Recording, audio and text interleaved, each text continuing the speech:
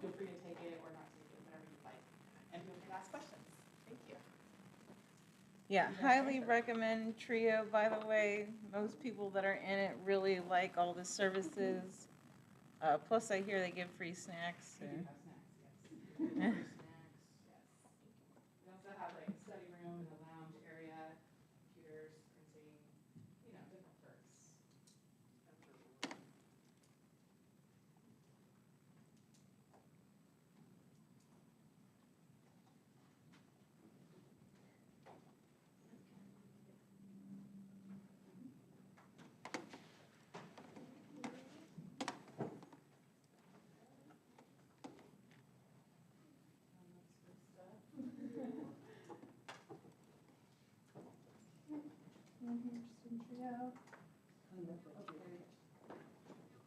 Thank you all. Hope to see you in Trio. Thanks for coming by. All right, any other announcements or questions about Trio? I know that was a little brief, but it's a good program if you're eligible. If you're not eligible, you can always ask me too for help as well, like with scholarships or anything else that you need.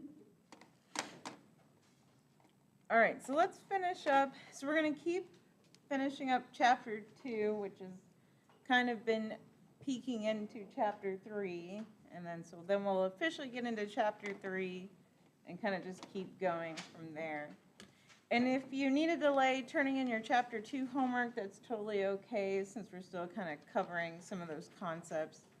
I just want to make sure we have a good solid foundation before we just keep moving on with chemistry. All right, so we had been doing our electron configuration and kind of delving into atomic theory and all that. And so we started with this 3D over here. But maybe let's take a step back with our Bohr model. If I can find our Bohr model. And so we had our Bohr model here. And so we said our first energy level, right, just had our s orbital. Then the second energy level, now we can have s and p's. And so the reason why we have to go back to 3D here is we haven't started D's. So this is the first time we've seen our D group. And then going back to kind of our Bohr model. So now this is our third energy level. And so now we have D orbitals. So now third energy level just means now we have S, P, and D is invoked. So that's 3S, right, 3P, and now 3D for the first time. And so mark this. So this is where it can get confusing just numerically, right, because we were at 4S. So this is with the fourth energy level. But now we have to go back to our 3D, since again this is the first time we're seeing our D block. And let's take a little look at our D block, if I can find my pictures.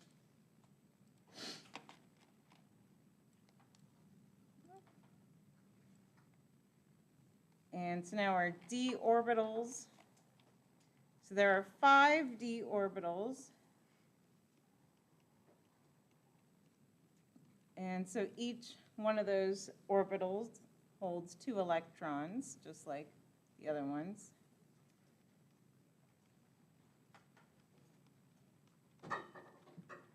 And so that gives us 10 total electrons in the D.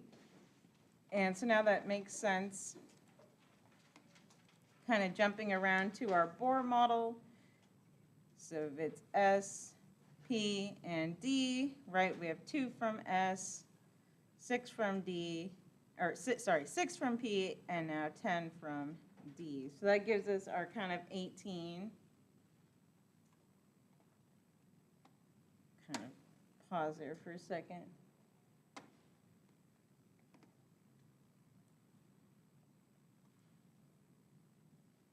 And then jump back around to our periodic table. So kind of filling in our tour again. And so count how many across this D block is, or maybe what you expect it to be. So how many across is it?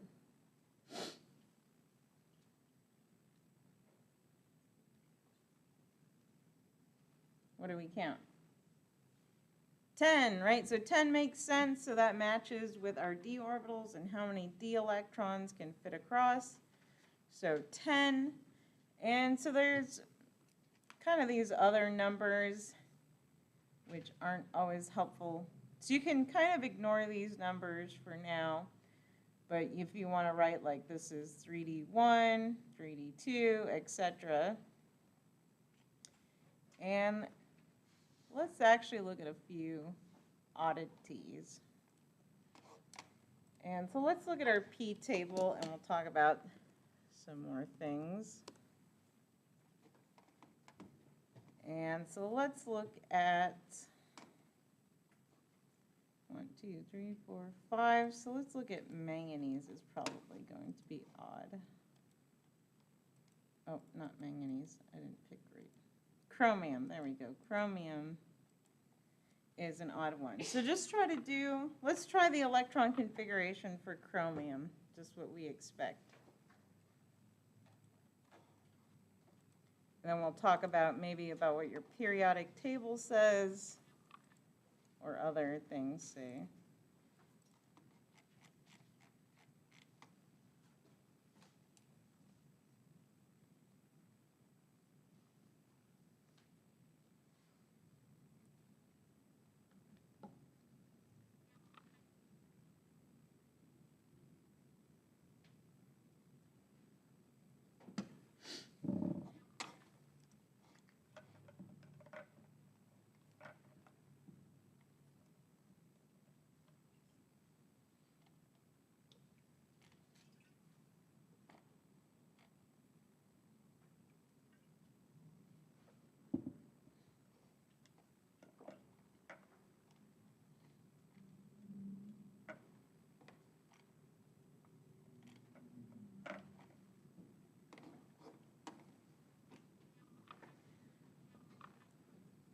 So what do we get for our electron configuration for chromium?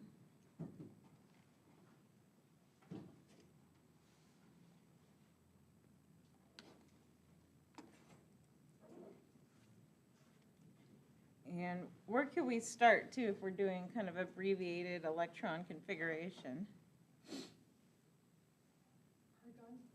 Argon. So let's start at argon. And so now, right now, we're at argon, so just kind of start there and then continue on. So what's next? You should have this marked on your periodic table because everyone's kind of staring at me blankly, which is a little scary at this point. So what is this? It's in D block.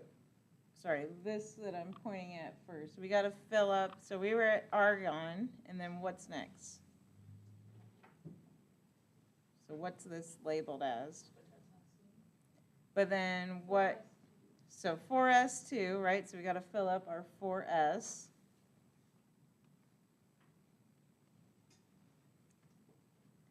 And so now 4s2, now we have to get to chromium. So what do we expect our D count to be? 3D4. So 3D4. So 1, 2, 3, 4. And so now I'm going to write, this is kind of what we expect from, again, just filling in our electron configuration normally. And so this would, I just want to say, right, this would be an acceptable answer on a test. Because without, getting any other information, we just fill it up normally. This is what we expect. However, if we look at P table, what do you notice about the electron configuration? You can see it over in the left-hand corner. What do we notice?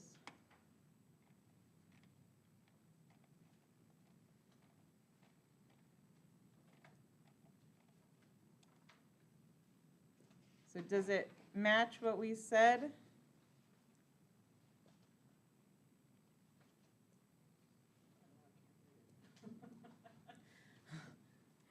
Can't read it. I don't know that I can make it any bigger. I tried.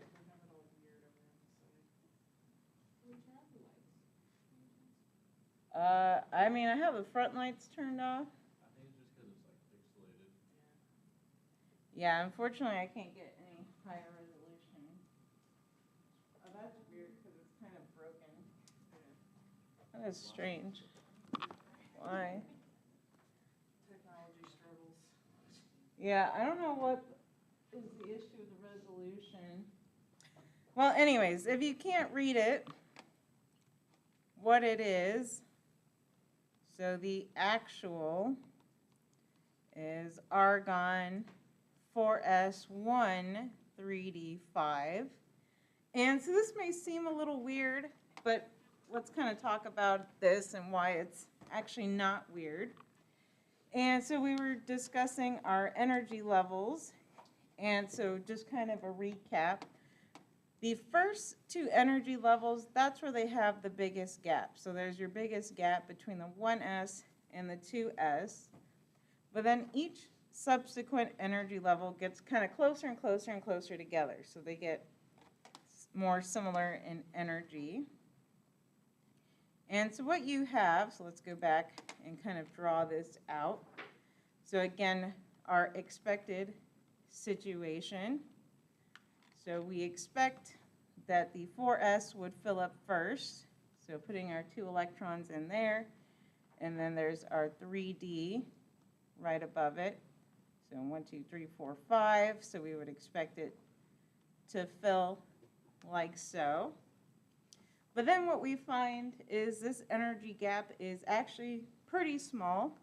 So pretty small such that we can eliminate the price we have to pay for pairing here and instead throw an electron in every orbital, and that kind of makes it, we'll say, happier, right?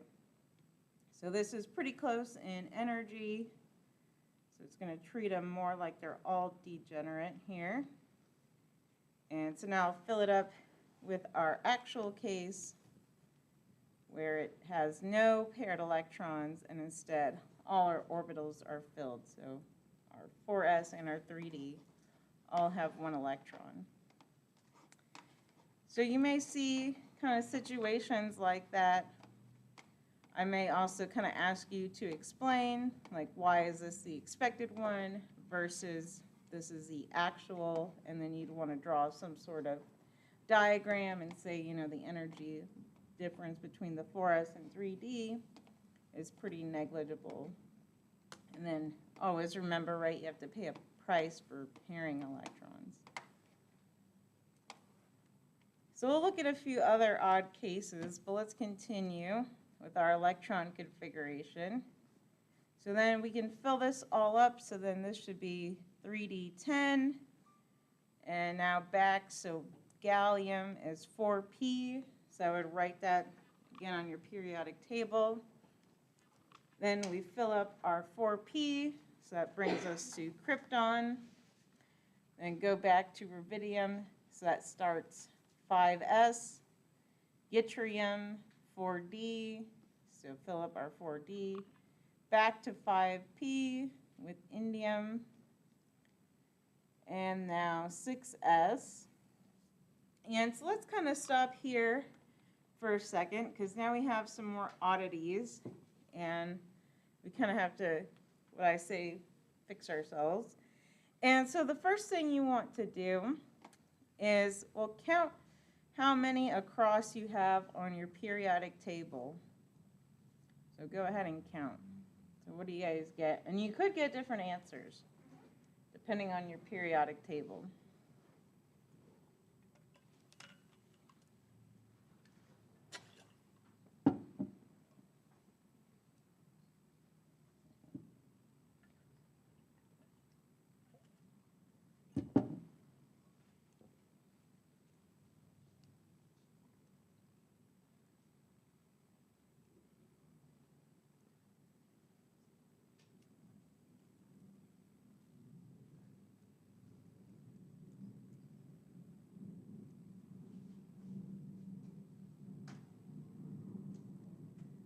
So how many across do we count on the bottom down here?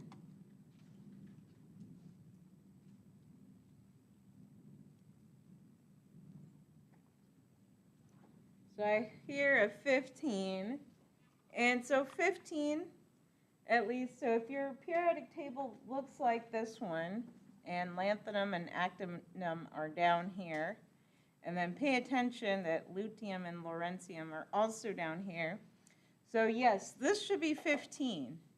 However, there's something kind of weird about that. So let's talk about that before we get too into it.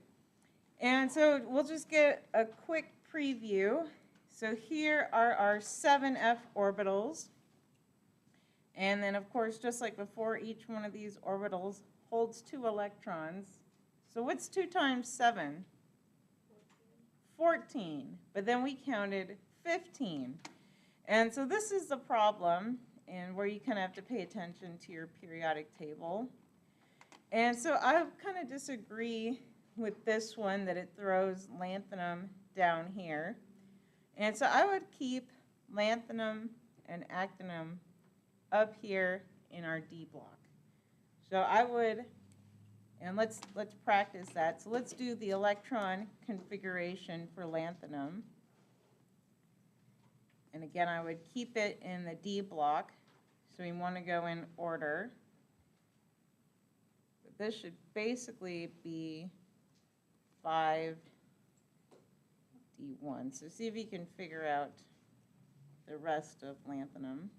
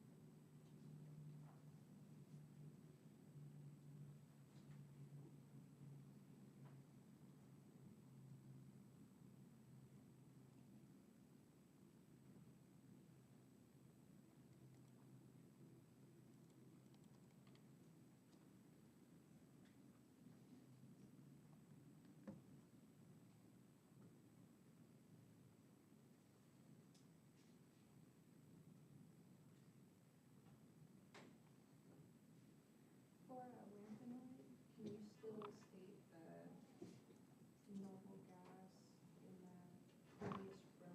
Yeah, so just make sure you're going to the correct previous number. Oh, I see, 'cause it's 57 for lanthanide. Yeah, so you just want to make sure that you don't do anything funny. Would that be xenon? Yeah. So then let's walk through it. So I hear xenon. And then what comes after xenon? Yeah, cesium. So then fill up the, so that would be what orbitals correspond? Yeah, so 6s2, and then what do we say lanthanum should end on? So then we put lanthanum here. So then do we get 5D1 for the end? So this is what you should get. And again, double check your electron configuration. So you started with xenon, so that's 54, plus 2 plus 1. So that's plus 3, so 57, which matches with lanthanum. So right, it's 57. And again, we're just filling in order what we expect. And so actually, if we check p-table, it agrees with us. So this should be experimental, what it's showing us. And so yes, just like we filled in, it's 6s2, 5d1. And so I just want to point out that I really disagree with p-table and its shading in this part. I don't know why it's shaded this way, but I would disagree pretty strongly. So notice, right, it has lutetium for some reason colored in the D block, but I would put it more in the F block. And so you still fill it up normally. And so notice, right, if we do lanthanum, so lanthanum is 5D1, and then you fill up the rest of luteum, so then it's 4F14 at the end, which does match what they say. I just disagree with this coloration, so I wouldn't put them here, yeah. So how come there's no P stated in length? It says 6S2 and then 5D. And there's no P. So the 6 peak happens over here, right? Right.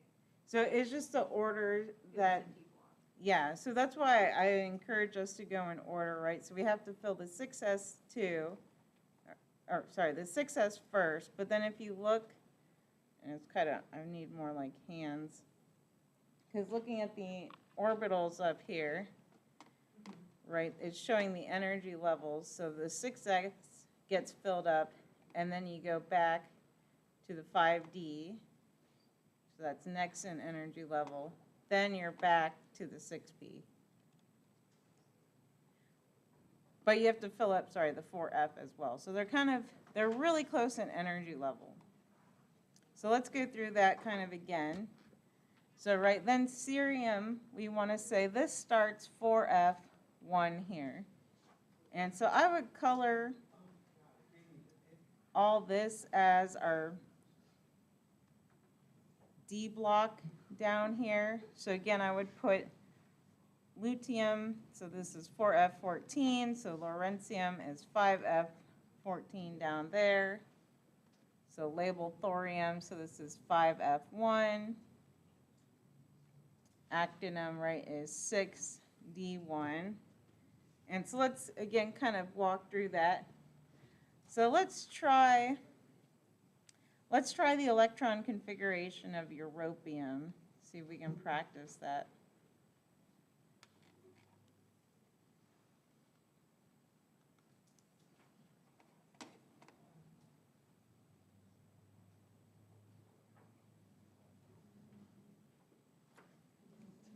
And then, so while you look at europium, so notice, right, the back periodic table, this matches what I say, where it has like a dark line here to kind of show these belong up here in the D block, and then all this down here is F block. But just, again, watch for this because you'll see different textbooks, and sometimes these will even be up here, and then this will only be 14 across. So you really have to watch what periodic table you're given.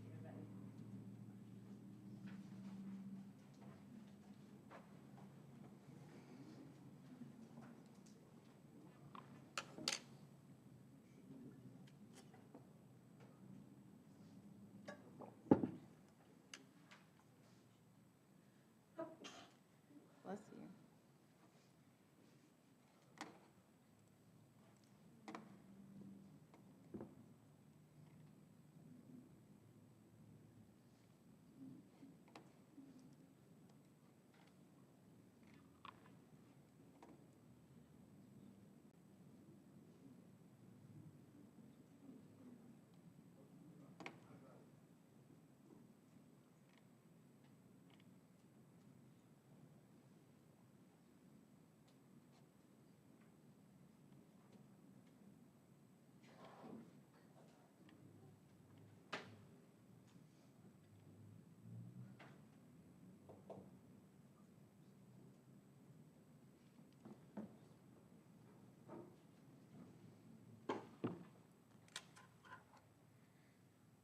So what do we get with europium's electron configuration?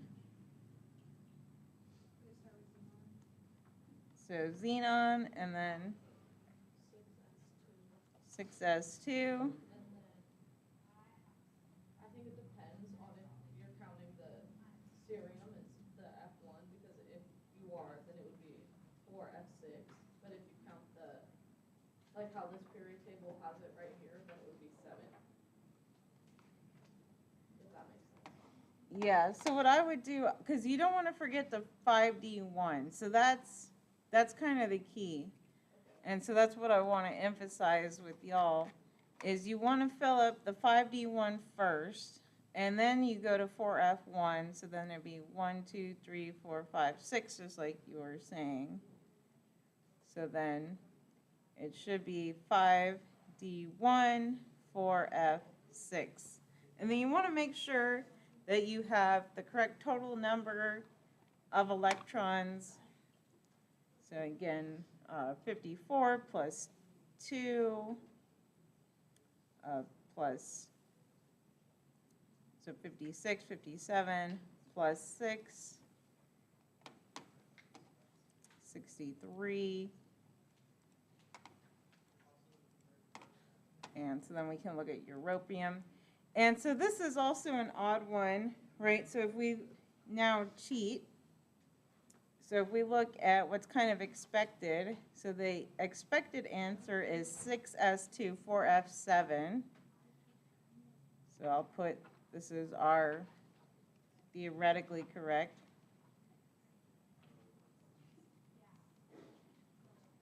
So right, this would be an okay answer on the exam, but now we have, again, one of those weird situations where the electrons kind of shift around depending on what's more favorable.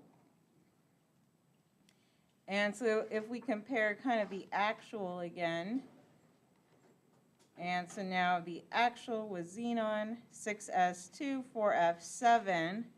And so the only reason why this is more favorable is because we have our 7 f orbitals, and then they put 1 electron on each one, and then decided to leave all the d's empty. Would you accept either? Yeah, so on an exam, I would accept kind of either, right? Because we can only go with what we expect, kind of filling in normally.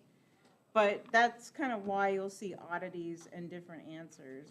So I don't want people to like panic and feel like, oh, I don't understand anything, but also we want to think about, well, why do they do that, right? And it's because they're so close in energy level, and right, in nature it's just trying to go to whatever's the most lowest energy, most thermodynamically favorable, and so that's why in this case you see that shift. All right, let's finish the rest of the periodic table, and we'll look at some other stuff. So then we finish filling, so 71, and then we go back, right, completing in the D's, so 5D2, 5D3, and again, don't forget all the F block. So that's the biggest mistake that students will make, like with platinum or mercury, or even like bismuth, is they'll just forget the F block. So again, just count your total electrons with your superscripts and make sure they match. So then we fill up, so right, this is our 5, so I'll label this, right, 5D2, so we kind of remember, okay, we go back, just filling regularly. 6P, so now we start 6P1 with thallium, fill up that 6P with radon, so I'll just write 6P6. Then from radon, it's francium, so 7S, fill in those two. Then same sort of thing where we do 61 with actinium, then continue the 5F with thorium, lawrencium's 5S14, go back. And these get, again, weird, so these are all synthetic anyways, but then we would fill these, so back to 6D2, so you might want to write that so you remember. And then again, all these unknown synthetics would finish up with the 7Ps. And so let's try one more electron configuration. Let's do bismuth. That'll be a good one. So try that.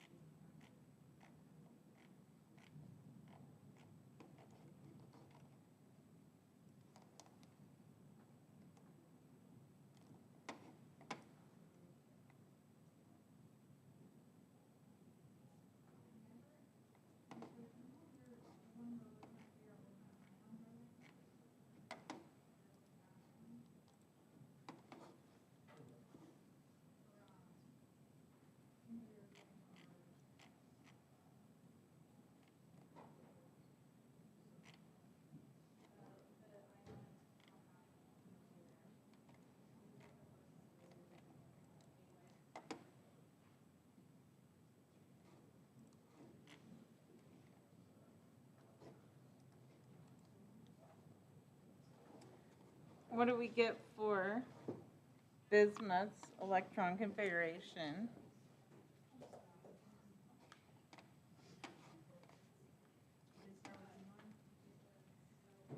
Yeah, so what'd you get? So xenon,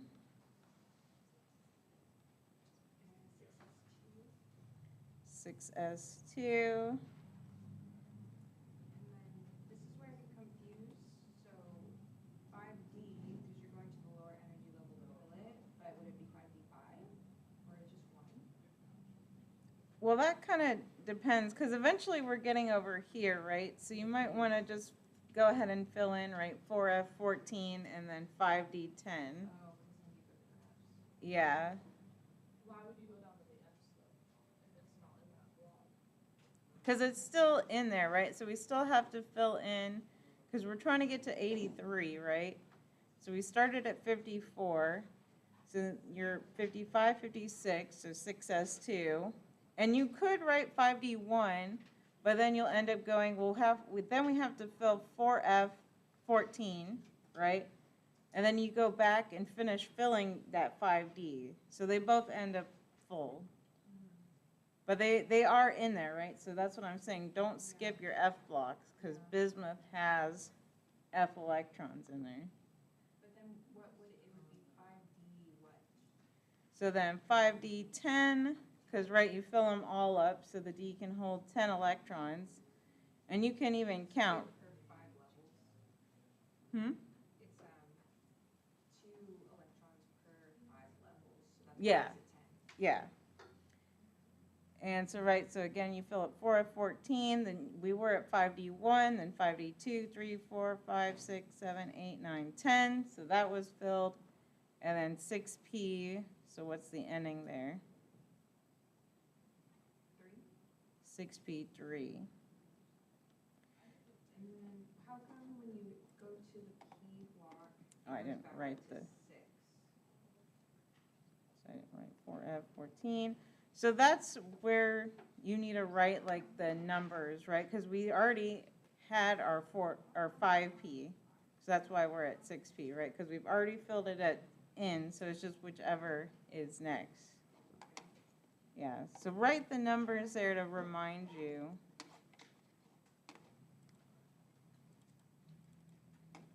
And then again, double check. So now I'm going to pull out the calculator since we've added a bunch. So we were at 54, right, for xenon, then plus 2, plus 10, plus 14, plus 3, and so that's 83, which matches for bismuth. Question? So when you wrote out your actual answer, does it matter which, because you wrote your F's at the end, does it actually matter which order you write that in? It doesn't matter too much. I probably shouldn't have written the F at the end. I just forgot it. So like, so that was my answer, except I did the D's before the F's. Yeah, so this could be swapped. And I probably wouldn't even count it wrong if you put the F at the end. It's just, yeah, this order doesn't matter too much.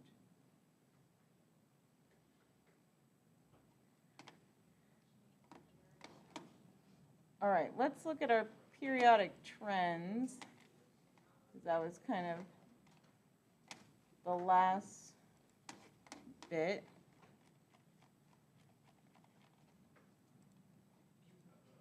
And let's start a new page again.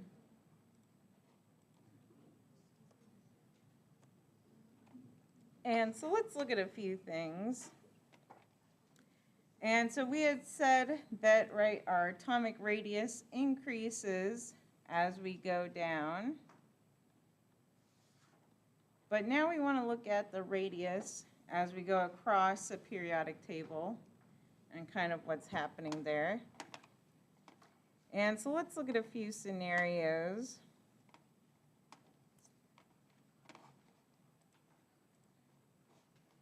And actually, let's look at this plot first. And so this is a very detailed plot of our atomic radius versus its atomic number. And so we'll look at some odd trends here. And so let's kind of start with this. So let's look at the first oddity. And so that's a little funny. So helium is slightly bigger than hydrogen, which kind of bucks the trend that we'll talk about. But let's start on row 2. So we have lithium, and then notice beryllium is smaller.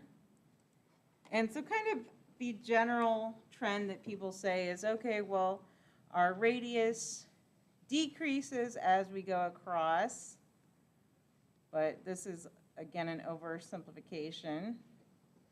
And so let's kind of look at it in more detail and why we need to invoke our orbitals. And so we saw lithium versus beryllium. So there's a contraction there. And so this one follows a trend.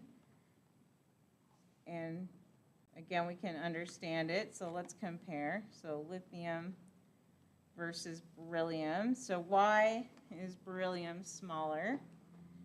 And so we can look at our valence orbital. So our valence orbital is our 2s. So for both of those. And so lithium has a 2s with 1 electron. And beryllium also has a 2s, but with 2 electrons.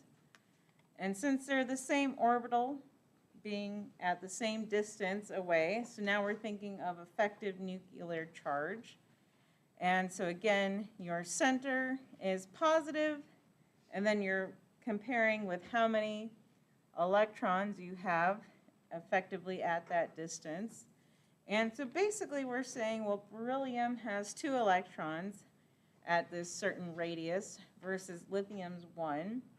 And so with that, you have a greater effective charge. So those 2 electrons have that greater attraction with your center, and again, being that they're at the same distance. So that's why beryllium has a smaller radius. So that makes sense. But then, so now let's kind of walk across. So now we go from beryllium, now we're back at boron. And so that doesn't quite follow our oversimplified trend of radius decreasing as we go across, but this makes sense, right? So we've added another orbital. So now that boron is bigger, so it has that p orbital. So that's a good clue. And so maybe you might want to note that if it's not clear. So beryllium versus boron. Now we've gone from having a filled 2s to now we still have our filled 2s in boron, but now it has 1 electron in the p. And so, right, this p orbital is just a little bit further away, and so that makes its radius just a little bit smaller, or larger, sorry. So I'll put slightly larger since we're invoking our 2p. And so then we should expect it to decrease as we go across. And let's see that. So we're at boron. Yes, that's small. Then carbon has a slightly smaller radius, so that makes sense. Then we're at nitrogen. And then we kind of have this kind of weird thing. So nitrogen and oxygen are pretty similar in their radius. So we'll check that out. And then fluorine gets small again. And again, there's a little oddities. So let's check that out.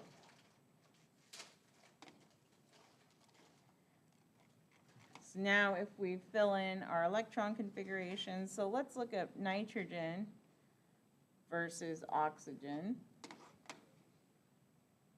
And look at our radius.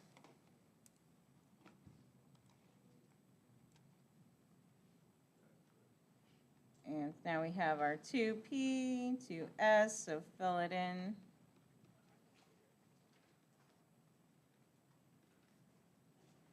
And so nitrogen has 5 valence electrons, so 1, 2, 3, 4, 5. 1, 2, 3, 4, 5, 6 for oxygen. And so not too big of a difference in their radius. Again, we expect oxygen to have a slightly smaller radius, which is kind of reflected there. So pretty similar as we fill up, again, their atomic orbitals. And now let's look at something a little different. Different but similar.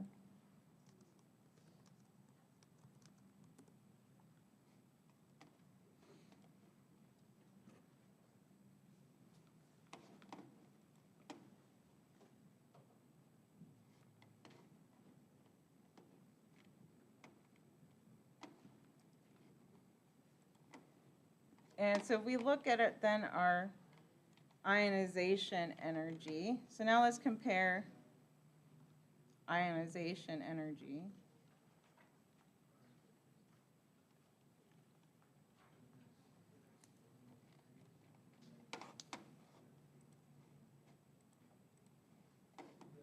And so let's talk about a few things. So we have, first of all, what is ionization energy?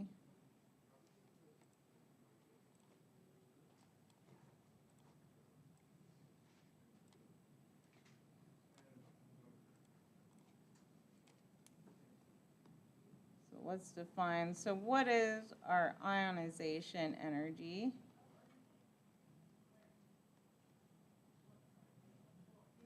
And again, this is kind of one of those ones that follows with our radius, but not. So that's why we're going to talk about it. So what is ionization energy?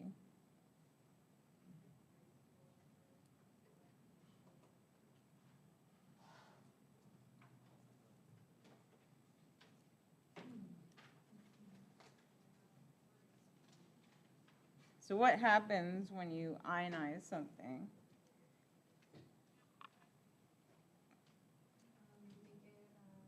Give it a positive or negative charge. Yep, and then usually with the ionization energy, it's referring to a specific process though. So do you know if it tends to make it negative or positive? Because it's other way. Yeah, so it makes things positive, but basically, right, we're losing an electron. So our ionization energy tells us basically how much energy to lose an electron. And so before we get into kind of the details, well, let's think about this kind of more broadly back to our experiment that we did last week and kind of with our radius. And so y'all had told me, well, you know, we saw the increase in reactivity as we went down since our electrons were more loosely held. And so now, right, again, ionization will be how much energy to lose an electron. So the process we want to think about is just any sort of metal plus our ionization energy. And this would be first ionization energy, which is all we're going to talk about in this class. So basically just how to lose that first electron to make our positive whatever metal atom, again, plus our electron.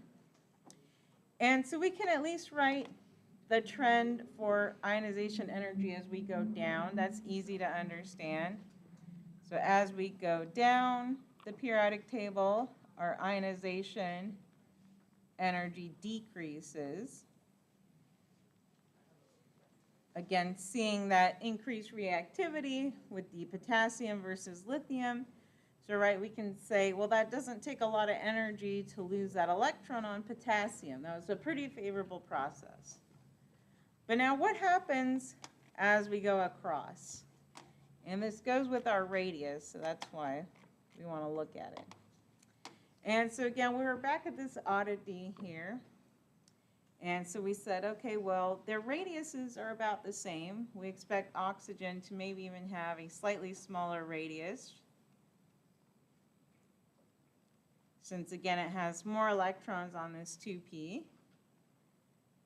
But now let's think about our ionization energy. And we also have to think about what this process looks like for both of these atoms. And so let's kind of, before we even start to guess who has a higher or lower one, write out what that process looks like. So now write out for N positive, what would that look like? So right, we have to lose an electron from our 2p there, versus oxygen plus. Again, we have to lose an electron from our 2p.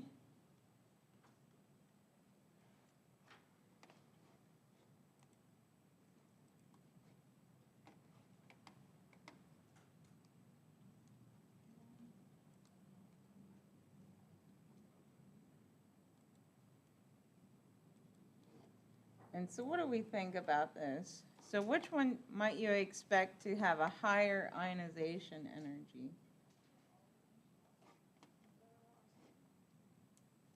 So think about the price. So that kind of the key with this as well is, remember, you have to pay a price to pair electrons. So then if you're not paying that price,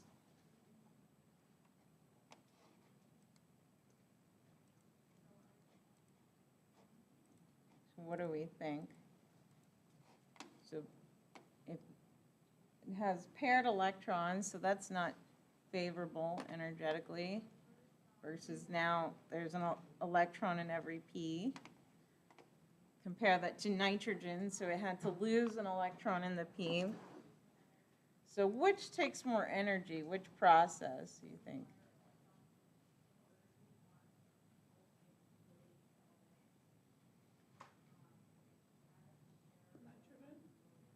So nitrogen, exactly. And so this is kind of difficult to understand, again, especially at our Gen Chem level.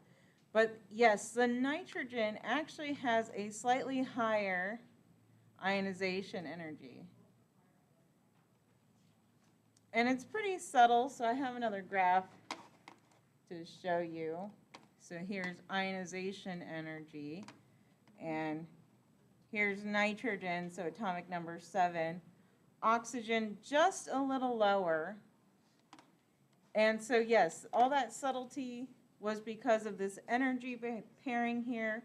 So we're paying a price here to pair these electrons and for them to occupy that same orbital. And so now that we have lost that, and we don't have that here, that was kind of favorable, and we still have an electron in every p. Versus, yes, that took more energy then, because now we had to knock out on an electron, but we didn't gain anything back, right? So we had paid a price here, but at least now, well, we don't have to pay that price. But with nitrogen, we weren't paying a price, and we lost an electron. So does that make sense, why nitrogen's has the higher ionization energy? So some nods. We can talk about it and discuss it after, but it's just basically this little bit right here.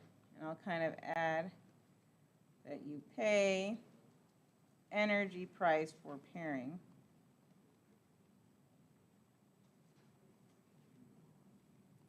So little subtleties, yeah. So, when there's electrons paired, there's energy going into keeping them paired. Yeah. So that's why the ionization level is lower slightly, because it's easier to kick off an electron that's already taking energy to keep together with the other. Exactly, yeah.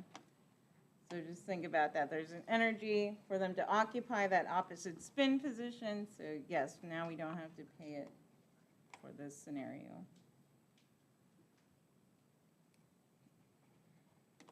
And so then we can kind of continue. And so let's just kind of compare oxygen and fluorine now. And we can think about both radius and ionization energy. Any of these colors. So now oxygen versus fluorine. And so now we just want to show, well, fluorine is filling up our 2p.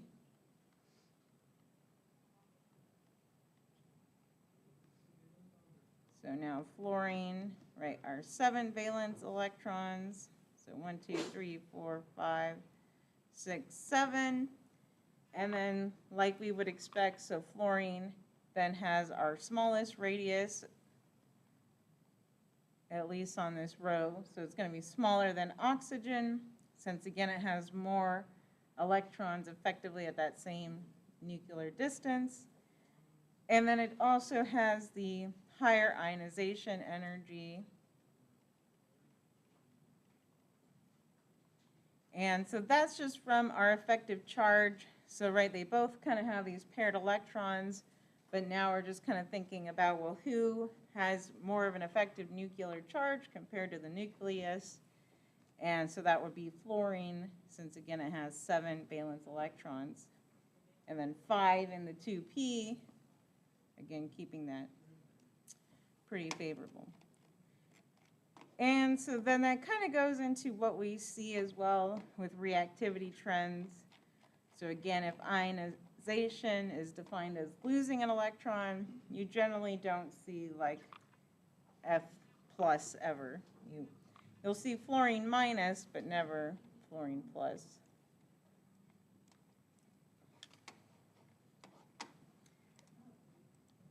All right.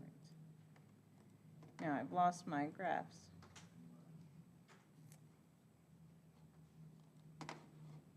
I was trying to find my radius graph that I was showing you. Now I'm lost it.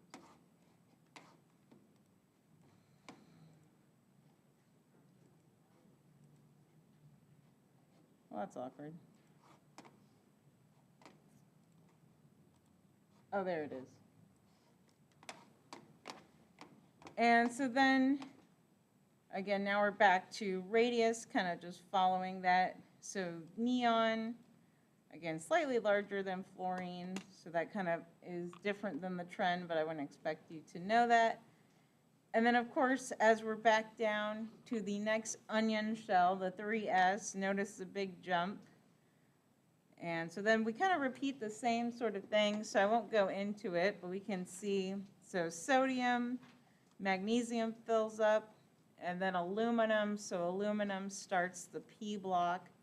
So that's why it's slightly bigger.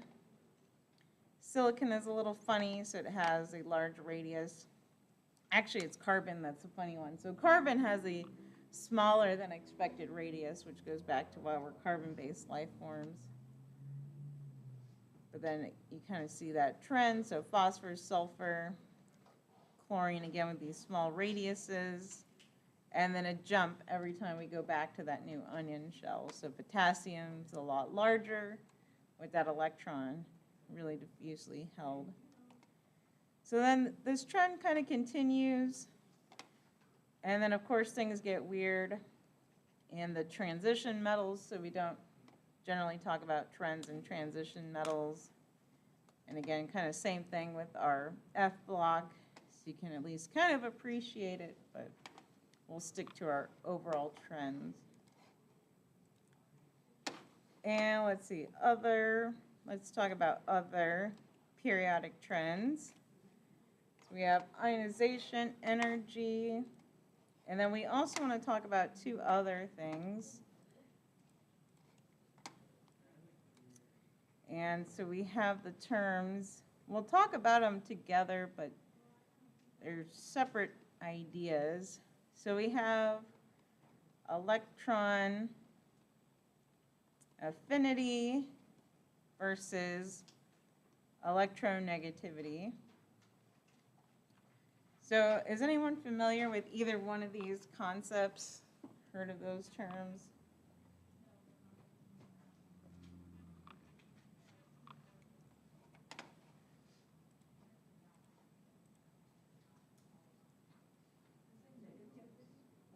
Yeah, electronegativity.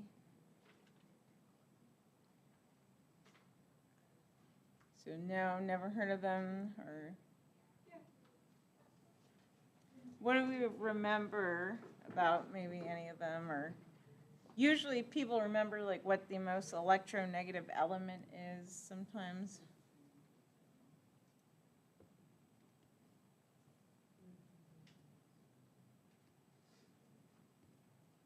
So let's talk about it. So there's a lot of blank stares. And so I brought this up because most people learn electronegativity, at least again in like high school, middle school or something. And so let's start by defining electronegativity. And so electronegativity is defined as basically how much an atom pulls an electron towards itself, and this is the key point, in a bond. So this is the difference between them. So electronegativity is when it's in a bond with another atom, and then you're basically measuring that electron density or how much that it's pulling towards it. And so most people learn that fluorine is the most electronegative element, and we can discuss the trend. And so they follow the same trend. And again, electronegativity, so fluorine, since it almost has a fulfilled octet, it really, really, really, really wants that electron. So it has the highest electronegativity. So I'll put the electronegativity, negativity increases. So it increases as you go across the periodic table and up. So that's why I drew it kind of diagonal.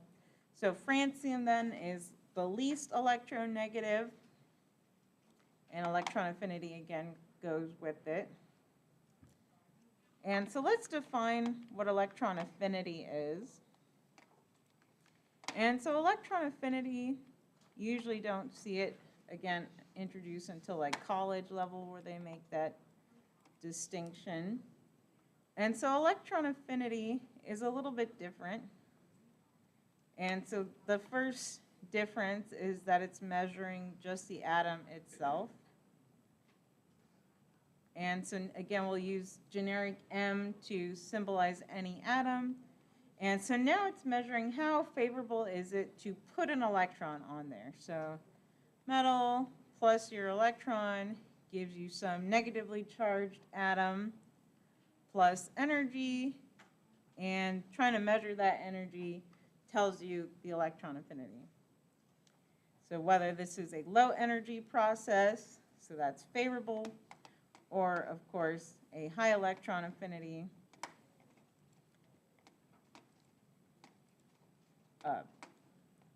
if you had a lot of energy, right, then you would not have a high electron affinity. So let's look up a graph for electron affinity, because that will be helpful.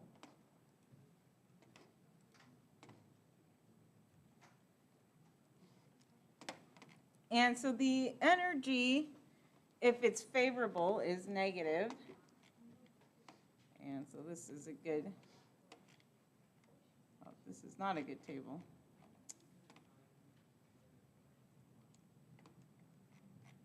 Let me find a better table.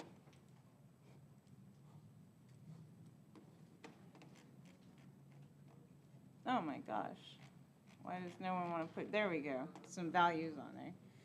And so what's weird about electron affinity, so I said they were measuring the energy, but for something that has a great electron affinity, that energy is negative. So negative means, right, that energy is being released. That's going to be a favorable process, though. And so like all your halogens, so fluorine, chlorine, bromine, right, they want to gain electrons, but that means they have negative electron affinities. So that's a good thing, though, right? So that means that it's good. High electron affinity, right, they want that electron, so more negative. Now the only difference to note between fluorine and chlorine and kind of electronegativity versus electron affinity is that chlorine has a slightly large, or more negative, we should say, electron affinity. So it's more negative. So chlorine actually has a greater electron affinity. That probably has to do with the size argument, so larger ions are better at stabilizing the charge. So because this is the individual atom, that's probably why chlorine has a slightly higher electron affinity. Then if we look at these other values, so like these metals, they're kind of more positive. And so if they were positive, that would mean that we have to put energy in. So that would be really unfavorable. So notice like manganese, it just is greater than 0. So that just means that's unfavorable. You would have to force it, put a lot of energy in to make it accept that electron. And so then we would say it has a low electron affinity since that process is energy positive. So that's the difference. And again, you can just go with it that it goes with the same trend as electron negativity. So I'll just put electron affinity, with the only difference being fluorine and chlorine.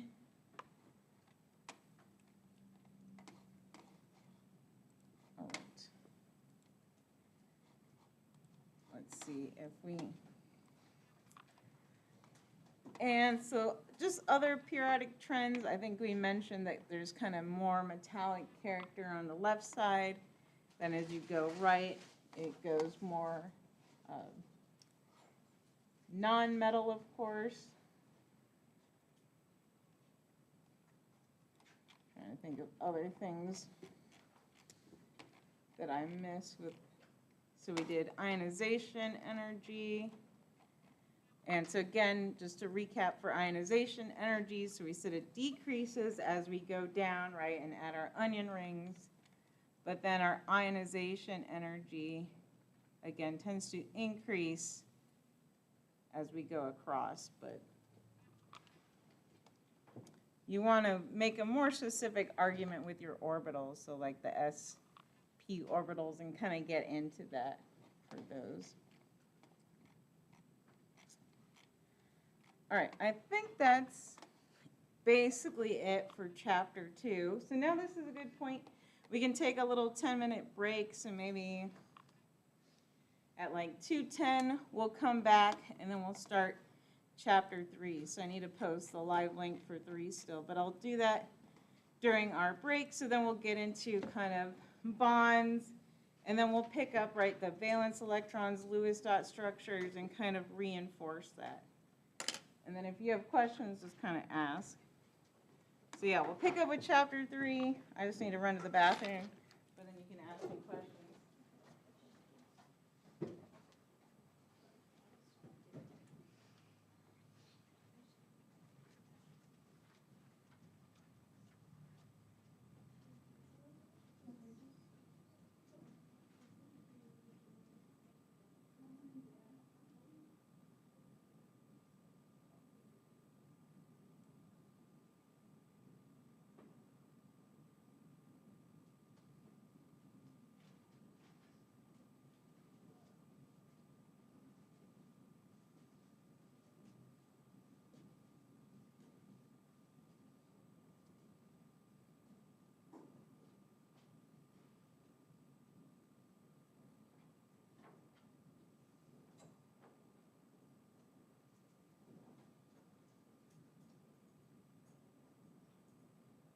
Hi, I just wanted to make sure that, so I'm getting the wax, right, and the candle wicks. Yeah. Is there anything else? I already got the oils, the food dye, poster. Okay. If you guys need anything else, just text me and let me know. But I wanted to ask, so I started the write-up, but then I kind of forgot how it got, like, how would you guys like the poster to be structured? Like on the left side, what, like a description of what the candles are, or like the science? I think You know what I mean? that Like what points do we want to hit from the poster? the science behind it should go on the side. Go on the side, the left side. yeah, the Yeah. poster got like that, like all Yeah. pulled out. So Yeah. it's not very tall, it's like that, but. Yeah, that's Okay. fine. So yeah, we'll just talk about like what's happening when they're burning on one side. And then on the center, maybe we'll just kind of like show the exact features of your. And then, anything else you guys want to say in there? I don't know, we might find more things to say once we When we're actually doing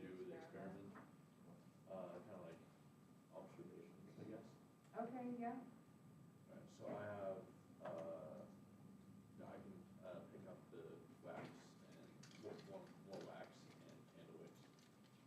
Tonight or tomorrow. And then Wednesday we'll. Oh yeah, and then also are we gonna do dye? Or candles? I'm bringing some, we can do some without and some with and see if it like changes the experiment and all. Do you have any more copies of this? Oh, yeah, I can make some more. Okay, yeah, I just need one more. I colored it wrong. Because I couldn't find one that had like the exact key of that Oh, one. So, yeah. Yeah, I can print Awesome. another. Could Thank you you. print one for me as well? Oh, yeah. Thank you. Okay, I'll print some more. So yeah, I tried to turn this in last week, but I saw that it wasn't able to turn in online because I left it at home. Oh, and I didn't want yeah, to have don't to worry. run back and be late for the lecture. So Sweet. thank you. Also, so with on the problem with the I believe it was nitrogen and oxygen, it was a positively charged nitrogen. Since the oxygen had the 2 electrons, so it was taking more energy, would that mean it's more reactive because it's trying to support itself and then? So, sorry, I'm not So I quite don't know if sure I what can you're explain asking. very well. Are you talking about just comparing like which is more reactive, nitrogen versus oxygen? Well, with does the 2 electrons on, yeah, right there. So does that make it more reactive or? So this would actually like kind of put it in a bonding pair, Mhm. which we'll kind of get into with the Lewis dot structures. So these are the ones that are like more prime for action, but I would still. So that would make it less reactive because it's already been bonded. Well, but the problem is though, so oxygen, right, everybody wants to get to the octet rule. So even though, right, it has 2 that are kind of satisfied, Yes. it's even more upset that it has 2 that are not, basically. And then it like really wants to react. So it's like more so than if those 2 weren't bonded. Yeah. Okay, yeah, that makes sense. Also with the radius of atoms, well not, yeah, with the radius of elements, if it like has a larger radius, does that mean that less of it can fit, let's say like a random object, like this mouse, whatever it's made out of, do less atoms fit if it's Yeah. size, or I don't know if that's just like a way we map it out versus an actual size difference. Yeah, it can be a size difference. So, yeah, that gets into a little more like depth with things.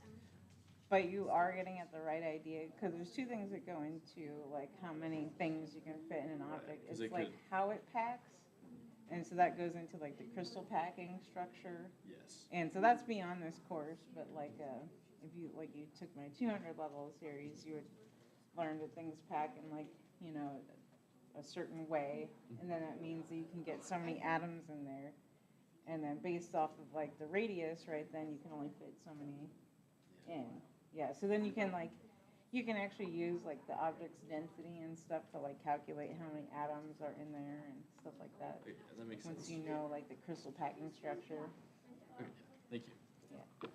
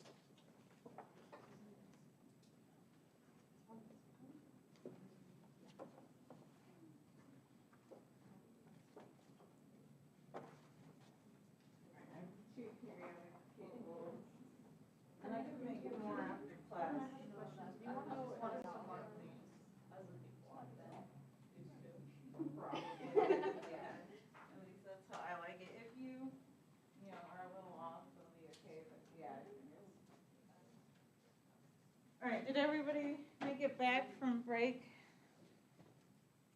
Oh, we're still waiting. Okay, we'll wait another minute or so.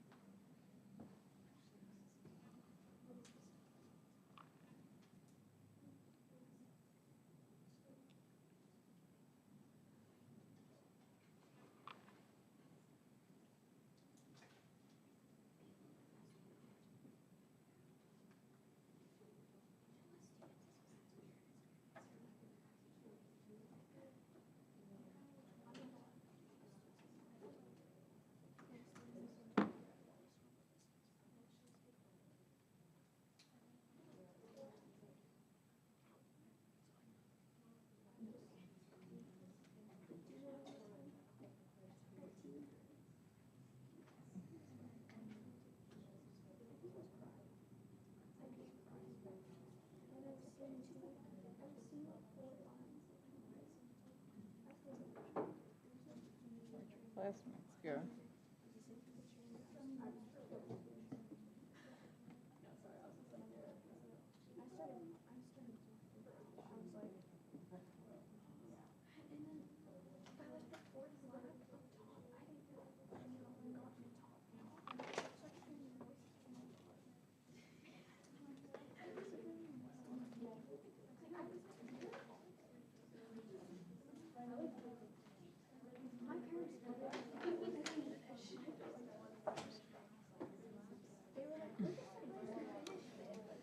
Two people. There we go.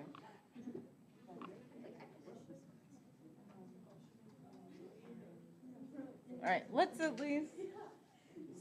get into chapter 3 now. Also, I put the homework out, so if you weren't in lab, you can grab the homework.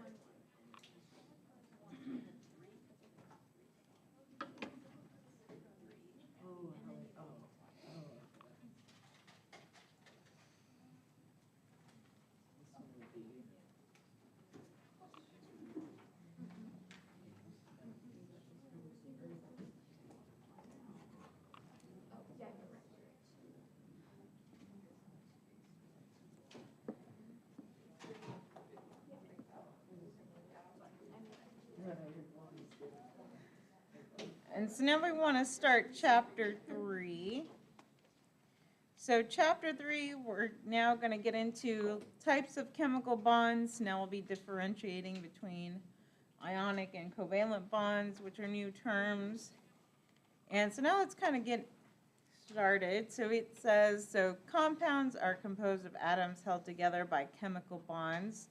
So we need to define what is a chemical bond, so we'll be looking at that. And so it results from our attractions between our charged particles, the electrons and protons, and again, we'll kind of see this. So there's different types of attractions. And so our main focus is going to be the ionic and covalent bonds. So metallic, this is kind of just for later, but I'll put that this is more a sea of electrons. So metallic bonding is a little different, so we'll kind of ignore it for now. And so the two main types of bonding we'll be focusing on are ionic versus covalent. And so the big difference is the ionic involves a transfer of electrons, and we'll look at that process in detail. But the other thing you'll notice is that it tends to create kind of these crystal lattice structures. So you make a cation and an anion, and then they go in these kind of repeating units over and over again. And so with that, right, there's like no discrete molecule. Like we can't just hold, one little sodium chloride molecule in our hand. It would be a bunch of repeating units. And we'll kind of see also how some of the properties of ionic compounds come into play. And so with that, you can imagine that ionic compounds tend to be pretty brittle or extremely high melting points. So again, think about salt. So salt doesn't melt. And they're brittle, so very sharp. So they tend to kind of crack and split when they break. And so versus covalent bonding. So covalent bonding involves sharing of electrons. And I tend to say we have a more discrete molecule. So we can, isolate one individual water molecule or one individual sugar or whatever molecule aspirin that we're interested in. And we'll, again, look into the details of that bonding as we progress. And kind of the other cheat sheet big idea is down here. And so that is, we'll see that ionic bonding always involves a metal and a non-metal. We'll look at that in more detail. And then a covalent bond tends to be our non-metals and our non-metals. So everything from the right side of the periodic table bonding. And of course, hydrogen is considered a non-metal. What was the third type? So it was covalent, ionic. And then metallic, but we just don't get into it because it's kind of more different. It doesn't follow the same ideas. And so now let's look at the ionic bond. And so now we're, again, looking into how does this actually happen, and we'll think about the reactions. And so like we just finished summarizing, so the ionic bond occurs between metals and nonmetals, and we have a transfer of electrons. And so our metal tends to become our cation, and then our nonmetal becomes our anion. And so let's look at this process. And so there's a couple of different ways we can represent this. So start off, see if you can draw your Lewis dot structure for sodium and chlorine. So what do your Lewis dot structures look like? So how many valence electrons, does sodium have? How many valence electrons does chlorine have?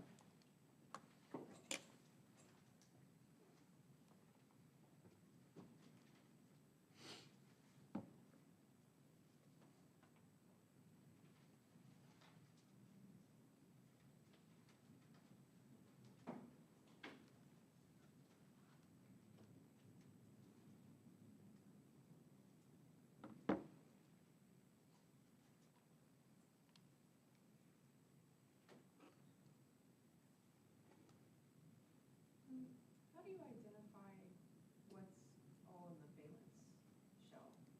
So the valence is just the outermost, but then kind of the hint is it should match your big numbers here. Okay. So then going with that, how many valence electrons does sodium have? So 1. And we can think back to what we just learned. Well, we said, remember that these were all NS1. We could say, oh yeah, it was even in the 3S1 for sodium. That's fine. But again, focusing on that big number, so just the 1. And so your Lewis dot structure should look something like that, Just 1 valence electron. And then what do we get for chlorine? How many valence electrons? So 7, excellent. And again, double check your sanity. Okay, there's a 7 up there. Just so we're all on the same page. And then so chlorine, I'll fill up the electrons a little funny. So I'm going to do 1, 2 for the 2 and the S, and then 3, 4, 5, 6, 7. And it doesn't matter what orientation the numbers that you're looking at, because like, for example, on the periodic table you gave us, there's, like above helium, it says 18, but then it also says 8A. So which number am I looking at? Is it the 8? That's Yeah, the the octet, 8. right? Yeah, so you want to look at the And then, for smaller example, number. zinc it says 2B. So zinc, we'll ignore these numbers for now. So,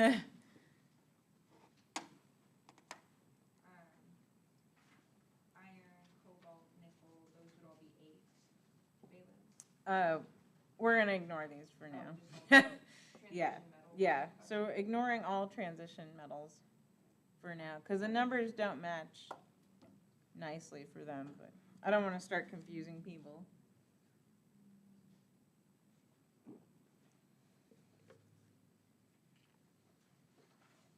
All right, so then we got 7 valence electrons for chlorine.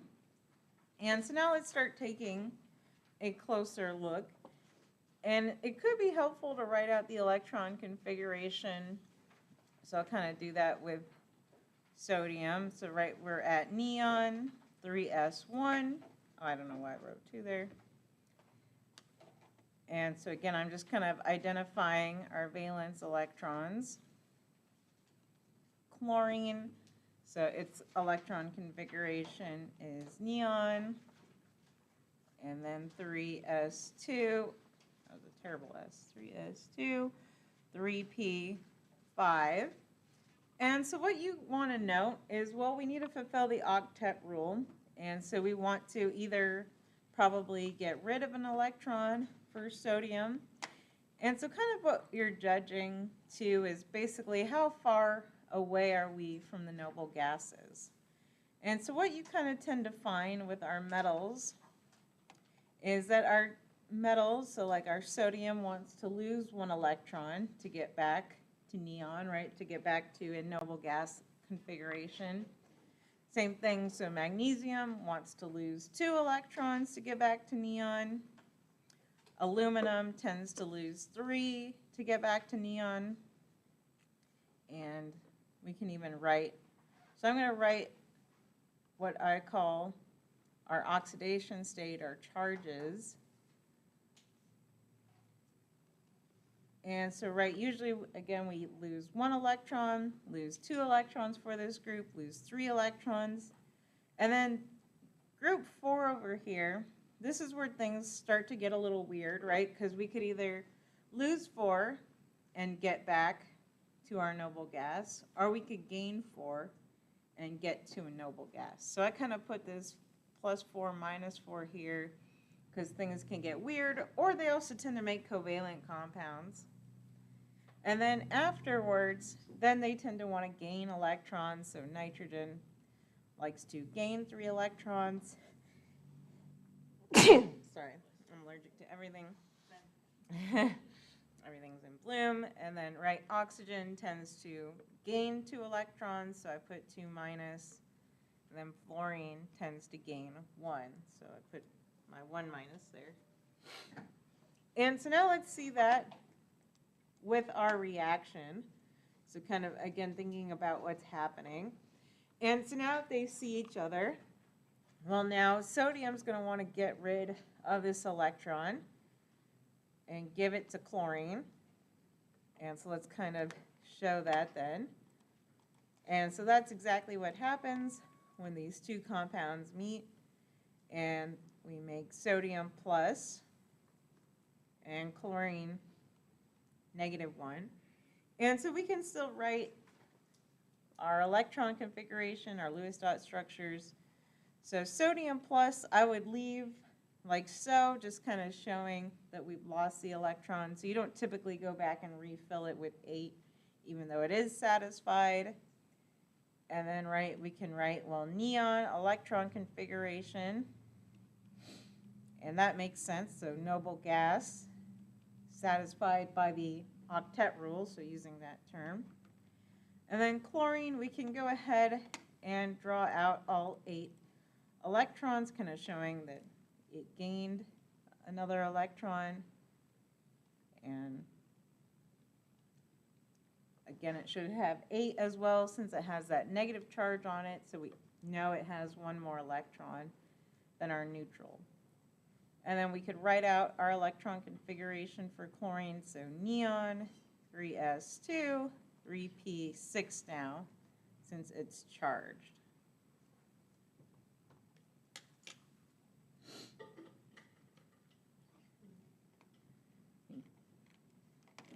And so this is just kind of a recap of this now, showing the pictures. And so this maybe goes back to kind of some of the questions that we were asking initially.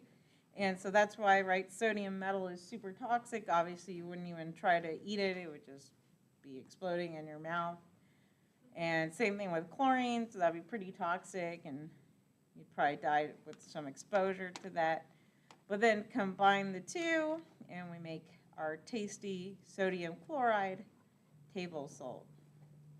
And so, right, their properties also change a lot as well. So that's also what we're getting at, is we went from our really reactive sodium metal, and then it becomes, right, a benign cation as sodium. So sodium cation. And so with this, you're already kind of seeing how we can use our Lewis dot theory and electron configuration to help us figure out what's going on. And so they're just highlighting, so looking at potassium, right, so of course these are our valence electrons, and then again showing, right, this is the electron we're going to be losing as our potassium ignites and explodes, bringing us back down to the octet in our previous level. So again, octet rule satisfied. So this is supposed to kind of help you, again, figure out what charges that things tend to be. So this follows along with mainly what I was saying, right? So this is 1 plus, so they showed that. 2 plus, that's just shown here. And then I don't want to get too confusing, but these do tend to act like 3 plus cations, so that's why they're shown there, scandium and yttrium. Same thing with aluminum, they just kind of highlight the main points and compounds you'll see. And same thing with like nitrogen and phosphorus, but don't forget that you have arsenic as well as 3 minus. So arsenic could come up. And then again, yeah, these are all 2 minus, that makes sense, 1 minus. So pretty expected. And so then the other big thing that happens is, well, now that we've made these charged compounds, so now our ionic compounds conduct electricity, at least in a solution. So blah, blah, blah. So key points, our ionic compounds are always comprised up of a cation, which is, again, a metal, and then our anion, that's our nonmetal. And then they're held together. So this ionic bond is really just electrostatic forces. So, right, there's nothing physical holding them together. It's just that charge of your positive versus your negative. And so that's also, again, why they tend to form these crystal lattice structures for stability, right? So that's stabilizing it with having the charge surrounding it on all sides.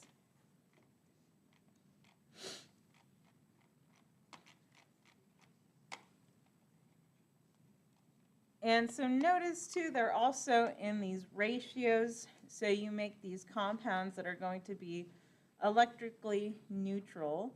So, right, it mentions that we have our formula unit where our charges are balanced to give us an electrically neutral collection of ions. And so, again, we assume things are neutral unless they have some sort of charge written there, but we'll get into polyatomics a little later. And so that's how we knew that sodium chloride was in this 1-to-1 ratio.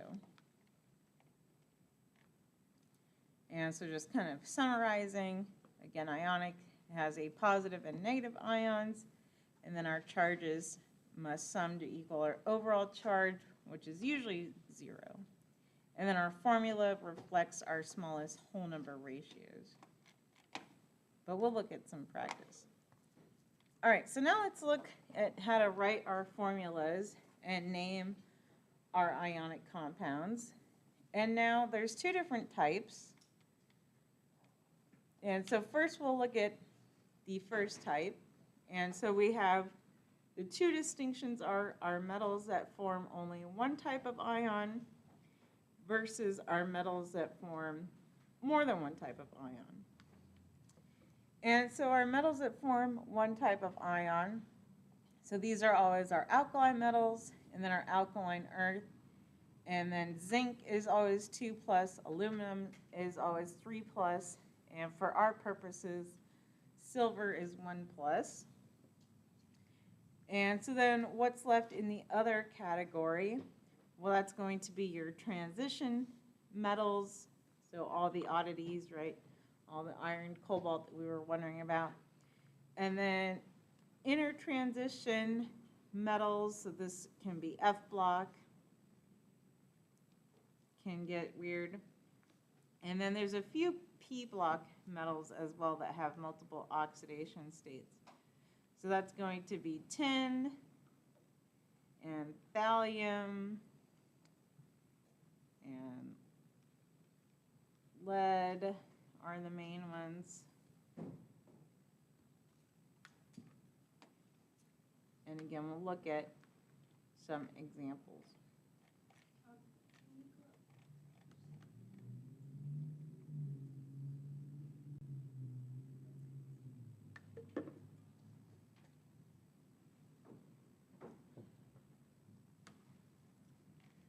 All right, so let's try to name our first type. And I forgot to put the instructions.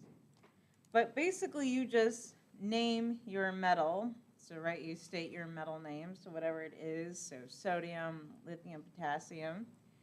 Then you add your nonmetal. But then you change the ending to "ide."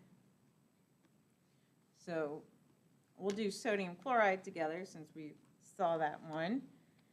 And so I want to point out a few things as well. So sodium chloride, right, we know that that's balanced. So sodium has a 1+ oxidation state. Chlorine is -1, so there's their 1:1, right? So they're balanced 1:1 ratio. And then we just want to name it. So sodium. And then our chlorine becomes chloride.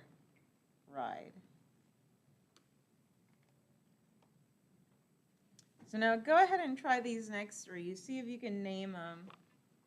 Then we'll look at how do you go back and forth.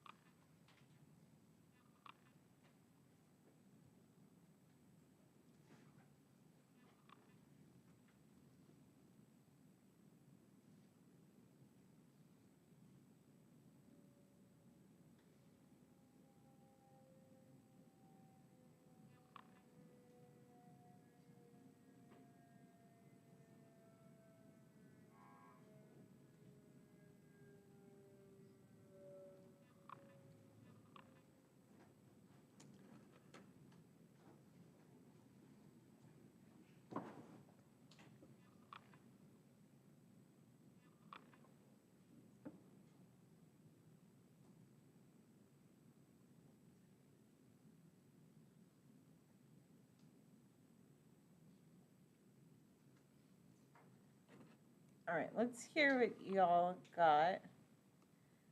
So what do we think for this MgO?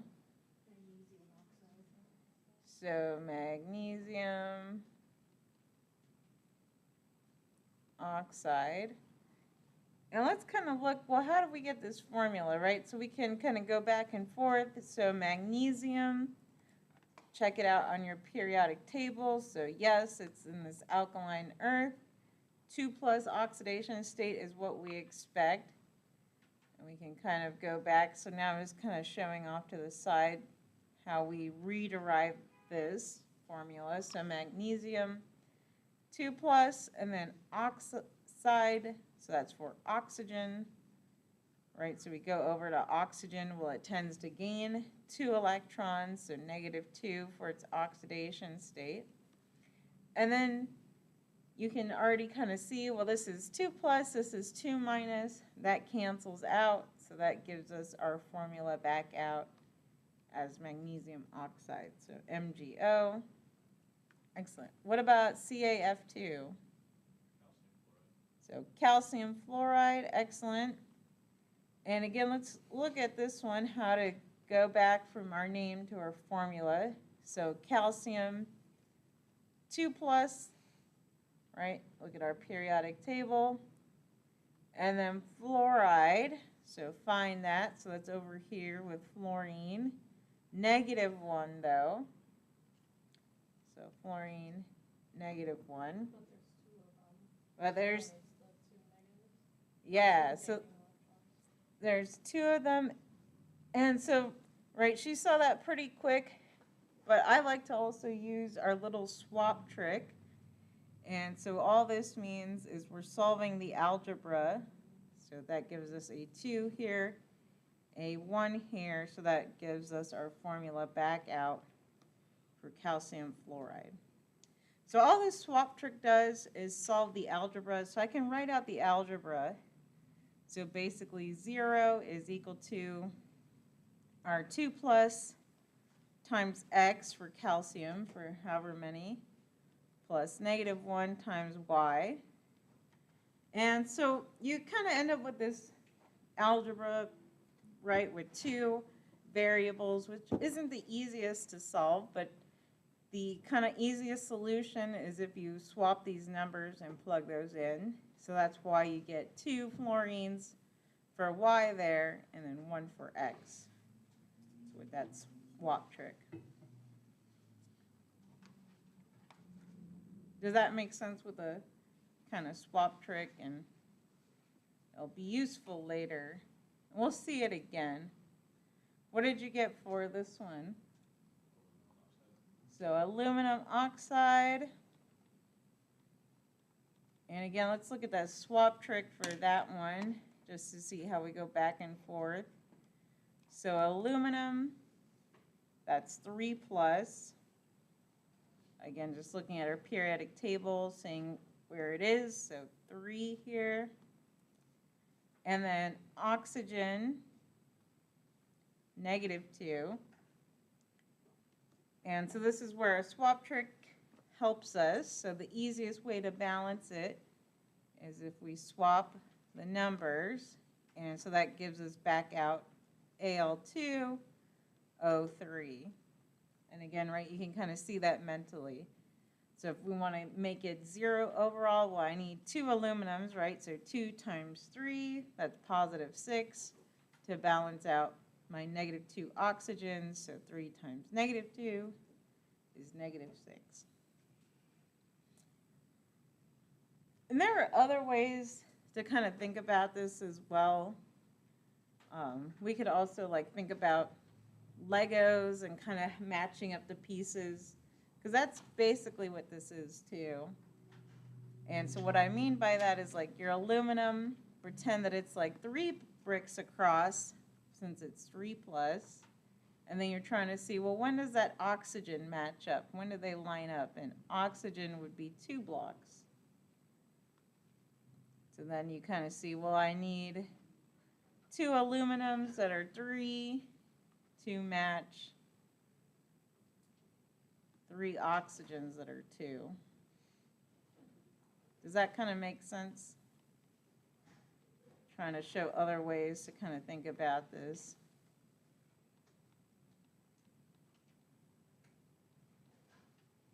So there we can see again, right, I need 2 aluminums to balance 3 oxygens. All right, and then what is it trying to show us down here? Debatable whether this is useful or more confusing. What they try to do here is like point out a few of your common oxidation states. So like they're showing, well, chromium is generally 3+ or 6+. What I want y'all to know though is this is not all inclusive of all the oxidation states. So like manganese can be in +7, +3, +4, same thing with chromium, unlikely, but could still be 2 or 4+ for the oxidation states. So basically kind of anything is free game. They just kind of tend to be in these states. I would highlight though silver, because remember silver is the exception. So silver is always 1+, zinc is always 2+, and we could probably throw cadmium under there for our purposes is always 2+. So those we don't have to specify. And then again, it's just showing mercury has multiple oxidation states. Same with gold.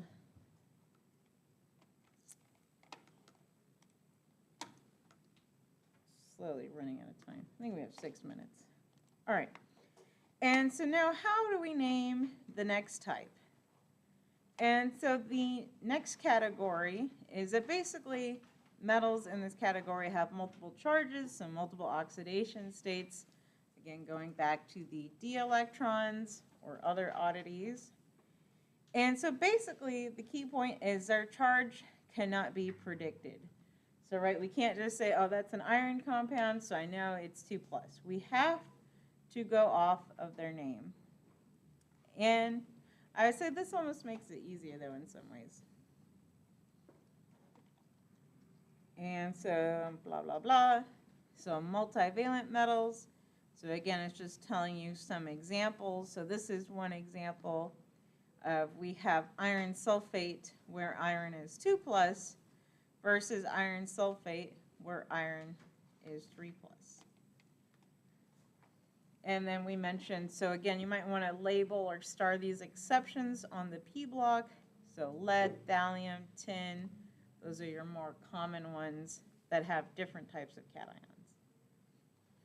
So then the question is, well, let's take our iron sulfate example.